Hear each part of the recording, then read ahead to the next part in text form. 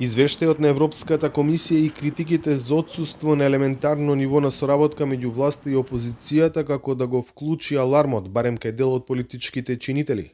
Шефот на дипломатијата во присуство на словенечката министерка за надворешни работи повика на создавање на, како што го нарече, нов рамковен договор за Европската унија кој ќе ја излече европската агенда од дневно-политичките случувања и блокади.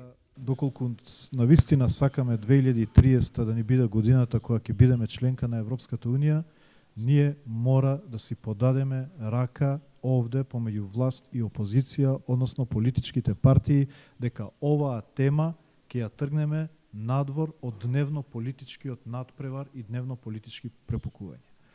А нас ни треба нов рамковен договор за Европската унија, во кој што партиите од било која страна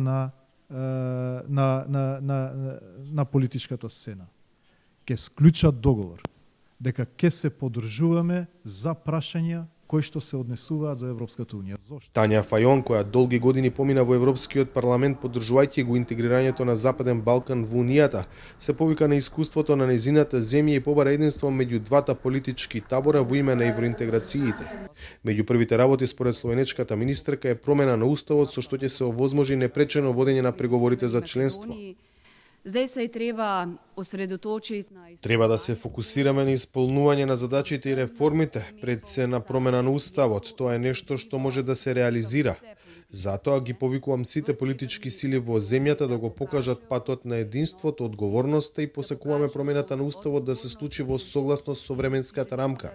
Тоа значи да има продолжување на преговорите без задоцнување до крајот на скрининг процесот.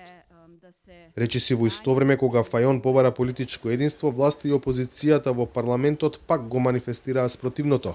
Остра расправија околу изборот на уставни судии, прашање кое се најде и во извештајот на Европската комисија. ВМРО да помене да го обвинуваш за нешто што ти не си го работел во континуитет 13 месеци, си почнал процедура 2021, завршува 2022 година, ВМРО да помене е криво. Не. Ова држава има неспособна и неработлива власт која што не сака да си ги заврши процесите врз основа на она што значи деловник и процедура за работа. Нека поднесат и пријави, што сака нека поднесуваат, затоа што ова е и во склоп на процедурата, но и излегуваме во пресвет на тоа да не се створи уставна криза со тоа што нема да може да функционира уставниот суд. Северна Македонија како земја која ги почна преговорите има нови можности и одговорности. Од тука парламентот има значајна улога во процесот на пристапни преговори.